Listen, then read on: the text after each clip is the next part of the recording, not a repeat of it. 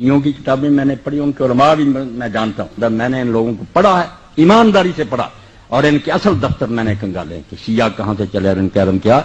मैं अल्लाह को गवाह करके कहता हूँ कि उनमें बड़े बड़े फाजल पैदा हो, उनके पाए का एक भी नहीं आप दिखा सकते। उस आलमी मुकाबले में गया, शिया ऐसे मजबूत थे, ऐसे मजबूत, और वो अल्लाह आपका भला करिए कि शिया बहुत तकड़ा किस्म का आदमी है।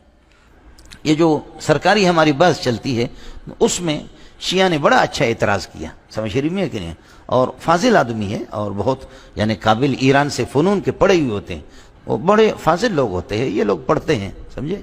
मैं ईरान जब गया हूँ, वैसे तो ईरान 15-20 मरतबा गए, लेकिन जब हम गए इनसे, जब हमारे बहस मुबाहसा हुए, वो फ़नून में बहुत पुख्ता और मजबूत है, बहुत मजबूत है, मंतिक़ व माक़ूलात में, समझे भैया, मंतिक़ व माक़ूलात में और नहव में भी बड़े मजबूत हैं।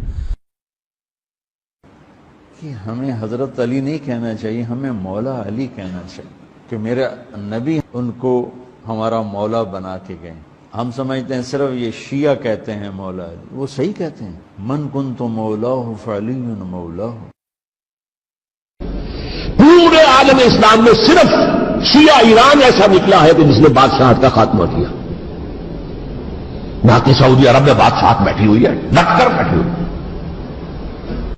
अरबों डॉलर का एक एक महल बनता है उन बादशाहों को। आलम इस्लाम में कोई तहरीक ऐसे नहीं उठी, ये अहले तशय्यो में है, जो बिल्कुल इस्तिस्नाई बात है। तो ये जो है वाक़या करबला ने, इसमें कोई शक नहीं है कि एक ऐसी मशअल रोशन की है जिसको कि हर शख्स को देखना चाहिए। आप दुआए कुमैल बड़ी अहले तशय्यो के यहाँ यानी एक रिनाउंड है, वो पढ़ के देखें, इस तरह की कोई दुआ तौहीद से भरी हुई आपको अहले सुन्नत की किताबों में नहीं मिलेगी।